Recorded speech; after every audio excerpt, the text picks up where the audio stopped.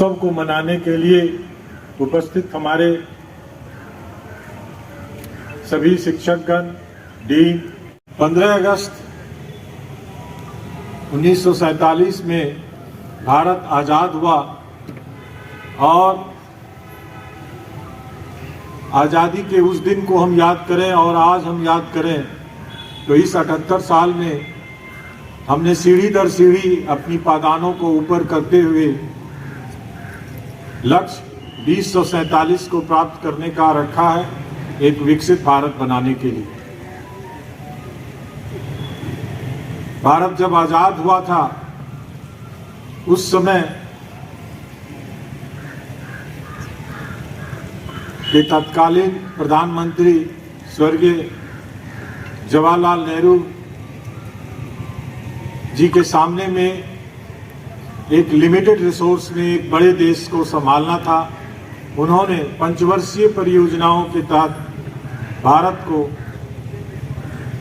उस मुकाम पर पहुंचाया जिसको आने वाले प्रधानमंत्रियों ने उत्तरोत्तर आगे बढ़ाया और अब हम उस लक्ष्य की ओर बढ़े हैं। चाहे किसी अन्य शिक्षा का हो, का नोडल ऑफिसर नियुक्त किया गया है।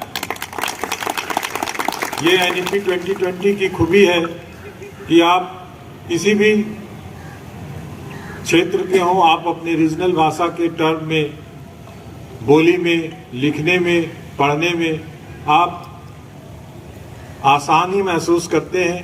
तो NEP 2020 के माध्यम से इसका प्रचार और प्रसार हो रहा है। 24 जनवरी सन 24 में ही मैंने आपके विश्वविद्यालय में कुलपति के पद पर अपना योगदान दिया है। मैंने प्रयास किया है कि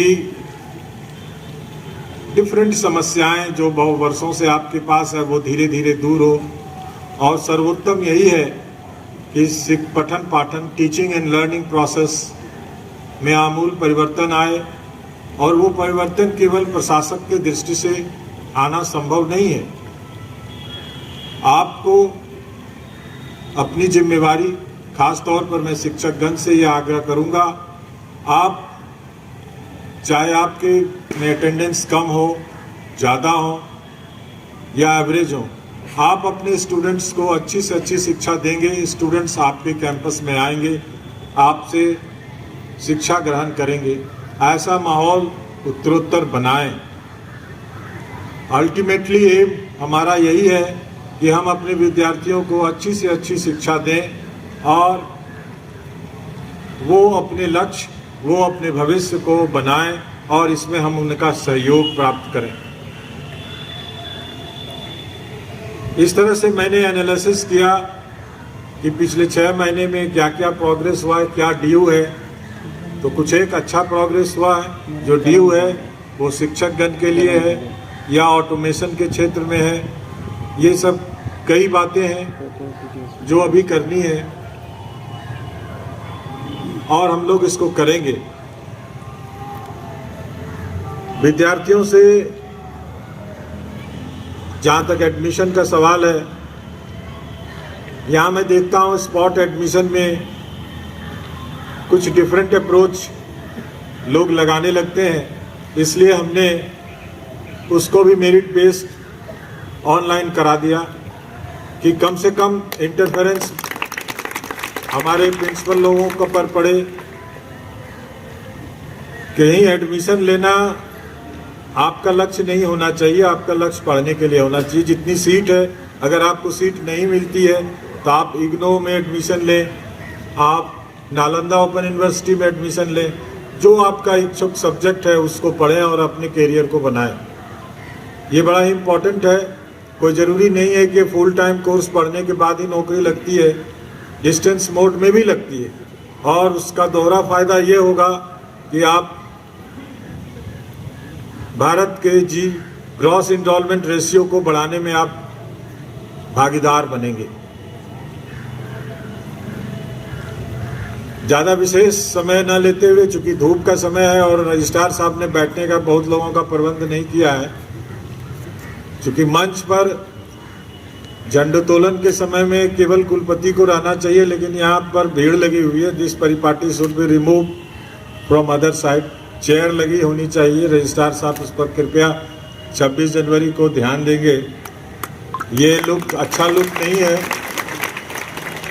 और एनसीसी से मेरी गुजारिश होगी थोड़ा एक्टिव बने, क्योंकि आपका एक्टिवनेस और एनएसएस का एक्टिवनेस हमारे डीएनवी कॉलेज से भी कम है। वो थोड़ा एक्टिव होना चाहिए। जब भी आपका कुलपति क्रॉस करेगा तो सावधान विश्राम की आवाज आनी चाहिए, जो नहीं आई। आपने शुरू में ही आवाज लिया। तो दीज आर द थिंग्स ना एनएसएस में आया।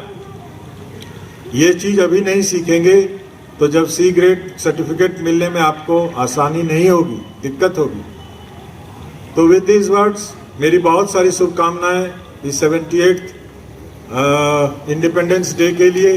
मैं आपके लिए अच्छे भविष्य की कामना करता हूं और चाहता हूं कि विश्वविद्यालय में जो बचे कुचे काम, जैसे एग्जामिनेशन का ऑटोनोमेशन है, अदर काम है, रिव्यू ऑफ नैक है, आपका डिस्टेंस मोड है, हाँ, और मेरे पीछे से लोग बताए जा रहे हैं कि सर आप टीचर का प्रमोशन भूल रहे हैं। वो होगा ही, वो ड्यू कोर्स है। ये सभी काम को हम लोग पूरा करें और जब 26 जनवरी को मिले तो कुछ नए और काम करके मिले। इसी के साथ मैं अपनी वाणी को विराम देता हूं। साथ में आप मेरे साथ 3 बार जय हिंद बोलेंगे। जय हिंद, जय हिंद, जय हिंद, भारत माता की। विसर्जन कराने के रहा हूँ। जय श्री